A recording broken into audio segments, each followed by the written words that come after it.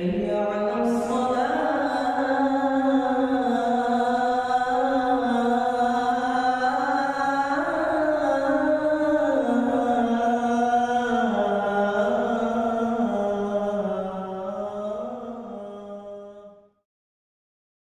Syariat Islam di Aceh belum gagal. Embrio bayi syariat Islam di Aceh berbenih semenjak disahkannya Undang-Undang Republik Indonesia Nomor 44 Tahun 1999 tentang Keistimewaan Aceh. Lalu diperkuat dengan Undang-Undang Republik Indonesia Nomor 18 Tahun 2001 tentang Otonomi Khusus untuk Daerah Istimewa Aceh sebagai Nanggroe Aceh Darussalam. Ketika terjadi perdamaian antara Gerakan Aceh Merdeka dengan Republik Indonesia pada tanggal 15 Agustus 2005, lahir lagi Undang-Undang Republik Indonesia Nomor 11 Tahun 2006 tentang Pemerintahan Aceh atau UUPA sebagai amanah dari MOU Helsinki. Ketika UUPA disahkan, maka Undang-Undang Republik Indonesia Nomor 18 tidak berlaku lagi. Seremonial deklarasi dan pembukaan berlakunya syariat Islam di Aceh secara resmi dideklarasikan pada tahun 2002 yang dimeriahkan oleh kedatangan beberapa orang menteri negara plus ketua Mahkamah Agung ke Aceh di tahun baru Hijriah hari Jumat 1 Muharram 1423 Hijriah bertepatan dengan 15 Maret tahun 2022. Pada tahun 2003, masa pemerintahan Gubernur Abdullah Putih dengan Profesor Aliasa Abu Bakar sebagai Kepala Dinas Syariat Islam, disahkanlah 3 kanun paling awal di Aceh. Kanun nomor 12 tentang minuman khamar, kanun nomor 13 tentang maisir, dan kanun nomor 14 tentang khalwat. Pada waktu itu, para alim ulama dan pembesar Aceh sepakat untuk menerapkan syariat Islam di Aceh secara perlahan, muslihat, lembut, bersahaja namun pasti. Untuk itulah dimulai dari 3 jarimah dalam 3 kanun tersebut. Yang satu jarimah hudud dan 2 lainnya masuk wilayah jarimah ta'zir. Semua itu dilakukan untuk menjaga perasaan dan kemuslihatan Aceh agar secara perlahan bangsa Islam di Aceh menyatu dengan syariah. Hari ini, amal baik para orang tua dahulu sudah ada hasilnya, sehingga masyarakat sendiri yang meminta untuk diperluas wilayah implementasi syariat di Aceh. Maka dalam masa pemerintahan Gubernur Zaini Abdullah atau Abu Doto, disahkanlah Kanun Aceh Nomor 7 Tahun 2013 tentang hukum acara jinayat dan Kanun Aceh Nomor 6 Tahun 2014 tentang hukum jinayat. 10 poin jarimah yang tertera dalam Kanun Aceh Nomor 6 Tahun 2014 adalah khamar, maisir, khalwat, ikhtilat, zina, pelecehan seksual, pemerkosaan, qadhaf, liwat, dan musahaqah. Semua itu sudah berlaku dan berjalan di Aceh dan sudah terjadi punishment atau ukubah terhadap pelanggar kanun tersebut. Ini menunjukkan implementasi syariat Islam di Aceh tidak gagal, hanya berjalan secara perlahan dan sedikit lambat dikarenakan para pemimpin Aceh mulai dari Wali Nanggroe, Gubernur, Bupati, Wali Kota serta para kepala dinas, kepala badan dan kepala biro belum menyatu dan belum memiliki kapasitas syariah dalam tubuh badannya. Jadi kalau dikatakan syariat Islam di Aceh telah gagal, itu adalah kesalahan dan tidak benar. Buktinya ia masih berjalan dan ada pemberlakuan hukuman. Implementasi syariat Islam di Aceh. Berlakunya syariat Islam di Aceh merupakan efek dari pertempuran Gerakan Aceh Merdeka terhadap RI yang menelan korban tak terhitungkan. Sebelum GAM menuntut kemerdekaan Aceh dari RI, syariat Islam tidak pernah diwujudkan di Aceh oleh RI. Malah pasca damai gerakan DITI antara Aceh dengan Republik Indonesia tahun 1962, Aceh tertipu dan ditipu oleh RI dengan memberikan gelar daerah istimewa terhadap Aceh dalam bidang agama, bidang adat istiadat dan bidang pendidikan. Namun liciknya, RI tidak pernah memberikan undang-undang seperti hari ini, sehingga Aceh ibarat orang yang menerima cek kosong dari Republik Indonesia yang ketika menarik di bank uangnya tidak ada. Ketika Republik Indonesia kewalahan memadamkan GAM, maka RI menawarkan segala macam untuk Aceh selain merdeka. Terkala itulah pihak ketiga Aceh selain pihak GAM dan RI berinisiasi untuk melempar kardus syariat Islam sebagai peredam konflik yang berkepanjangan. Upaya tersebut terkoneksi dengan bencana gempa dan tsunami besar yang melanda Aceh, sehingga dua pihak yang bermusuhan tersebut yang dahulu menutup pintu perundingan bersedia berunding untuk mencari solusi perdamaian di Aceh. Dari situlah lahir Memorandum of Understanding atau MOU Helsinki yang menuntut untuk lahirnya UUPA.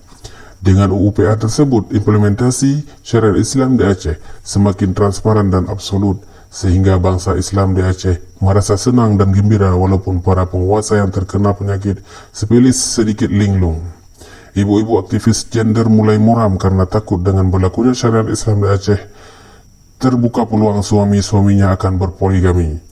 Namun semua itu terjawab oleh zaman yang berbicara, sehingga hari ini bangsa Islam di Aceh sangat menyatu dengan implementasi syariat Islam di Aceh, dan syariat Islam di Aceh tidak gagal dengan kandungan kanun Aceh nomor 6 tahun 2014 berjalan lancar, dan para pelanggarnya seperti penjudi, peliwat, pengkhalwat, pezina dan lainnya dihukum cambuk sesuai kandungan kanun. Itu terjadi sampai tahun 2022 ini.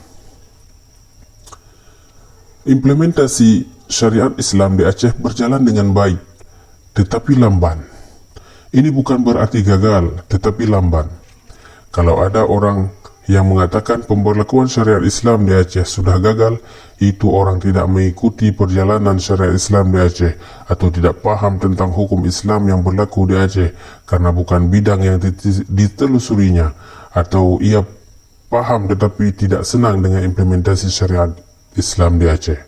Kalau itu yang terjadi, maka itu orang sama seperti pemain bola yang mencetak gol ke gawang sendiri. Kalau ini yang terjadi, maka bahaya besar untuk implementasi syariat Islam di Aceh, karena orang Aceh sendiri tidak mengerti pembelakuan syariah di Aceh. Efeknya, media anti syariah mulai merebus isu tersebut untuk memojokkan pelaksanaan syariat Islam di Aceh. Merebus itu beda dengan menggoreng. Kalau menggoreng panasnya cepat berlalu, tetapi kalau merebus panasnya lambat berakhir karena ada kuah yang mempertahankan panas, seperti beda mie goreng dengan mie rebus. Karenanya seorang Aceh yang punya jabatan, apalagi jabatannya masih baru, mesti berhati-hati dalam menyampaikan informasi dan statement di dalam forum-forum tertentu. Efeknya bisa menjerat diri sendiri. Sebaiknya bicara apa yang ada dalam kapasitas dirinya sebagai seorang ilmuwan agar tidak gagal paham. Pertanyaan hari ini adalah kenapa pelaksanaan syariat Islam di Aceh berjalan lamban? Jawabannya ada pada pemerintah Aceh dan pemerintah kabupaten kota sebagai pihak yang bertanggung jawab berjalannya syariat Islam di Aceh sesuai dengan ketentuan Kanun Aceh nomor 8 tahun 2014 tentang pokok-pokok syariat Islam pasal 5, 6 dan 8 yang berlaku. Pada bab 3 pasal 4 ayat 1 kanun tersebut berbunyi, syariat Islam dilaksanakan secara terpadu dan terkoordinasi pada setiap tingkatan pemerintahan di Aceh di bawah arahan Wali Nanggro. Pertanyaan yang muncul, apakah Wali Nanggro mengetahui pasal 4 ayat 1 tersebut sebagai bahagian dari tugas dan tanggung jawabnya? Kalau dihitung dari tahun 2002 yang berlaku 3 kanun untuk 3 jarimah, lalu di tahun 2014 berlaku kanun yang menetapkan 10 jarimah, berlaku di Aceh sudah berjalan 12 tahun, dari 2014 sampai 2022 sudah berjalan 8 tahun. Semestinya konsep hukum pidana Islam, fikih jenayah yang terdiri dari qisas, diyat, hudud dan ta'zir harus sudah diimplementasikan di Aceh. Bukan hanya itu, tetapi 6 fikih yang terdapat dalam syariah, yakni fikih ibadah, fikih mawaris, fikih muamalah, fikih siasah, fikih munakahah dan fikih jinayah sudah berlaku penuh di Aceh sesuai dengan ketentuan bab 2 pasal 2 Kanun Aceh nomor 8 tahun 2014 tentang pokok-pokok syariat Islam. Tidak terkafurnya poin-poin tersebut dalam amalan syariat Islam di Aceh bukan berarti pelaksanaan syariat Islam telah gagal, melainkan lamban disebabkan oleh lalainya pemerintah Aceh dan pemerintahan kabupaten kota serta Wali Nanggro yang semua mereka makan gaji untuk melaksanakan dan memajukan syariat Islam di Aceh, bukan untuk duduk bertumpang dagu. Baik lagi orang jak ulaut, pengoh di kitibit ke baja, cor uro ke kisah ke puas sabah plastik engkut. Pagi pergi ke laut membawa jaring, tengah hari pulang membawa 1 plastik ikan. Tidak pernah terbayang dalam kepalanya untuk memperoleh ikan yang lebih banyak untuk dijual dan mendapatkan banyak duit. Mencari ikan hanya sekedar untuk sehari makan. Pemerintah Aceh dan kabupaten kota harus bijak melaksanakan dan memajukan syariat Islam di Aceh. Jangan pandai merebut kursi gubernur, bupati, wali kota tetapi tidak tahu menjalankan tugas dan tanggungjawabnya. Lebih-lebih lagi seorang wali nanggro yang tidak punya nanggro, yang oleh beberapa anggota DPRA mau dipertahankan seumur hidup. Untuk apa? Untuk mematikan syariat Islam di Aceh? Dengan adanya dinas syariat Islam, adanya muhtasib yang bergerak di lapangan, terjadinya penangkapan terhadap pelanggar kanun, terjadinya penyidangan di mahkamah syariah dan terjadinya ukubah sebagai hukuman yang diterapkan dalam kanun selama ini. Maka ini menjadi bukti bahawa implementasi syariat Islam di Aceh tidak gagal. Yang gagal adalah peran wali nanggro, gubernur, wali kota yang sama sekali tidak menjalankan ketentuan kanun. Baik Kanun Aceh nomor 8 tahun 2014 tentang pokok-pokok syariat Islam, Kanun Aceh nomor 7 tahun 2013 tentang hukum acara jinayat, maupun Kanun Aceh nomor 6 tahun 2014 tentang hukum jinayat. Satu hal lagi yang keliru dalam pelaksanaan syariat Islam di Aceh adalah ketika dinas syariat Islam dibebani penuh untuk menjalankan syariat Islam di Aceh, sementara dinas-dinas lain plus gubernur, bupati, wali kota tinggal ketep-ketep jero, tidak berbuat apa-apa tentang syariat Islam. Yang benar mengikuti ketentuan kanun sebagaimana yang telah kita bahas di atas adalah gubernur, bupati, wali kota berposisi sebagai panglima dan komandan lapangan untuk implementasi syariat Islam di Aceh. Kondisi seperti itu tidak akan wujud kalau sistem demokrasi masih digunakan dalam pemilihan pemimpin di Aceh. Untuk itu pula, pemerintah Aceh harus segera melahirkan kanun siasah untuk keperluan politik di Aceh sebagai bahagian dari implementasi syariat Islam di Aceh.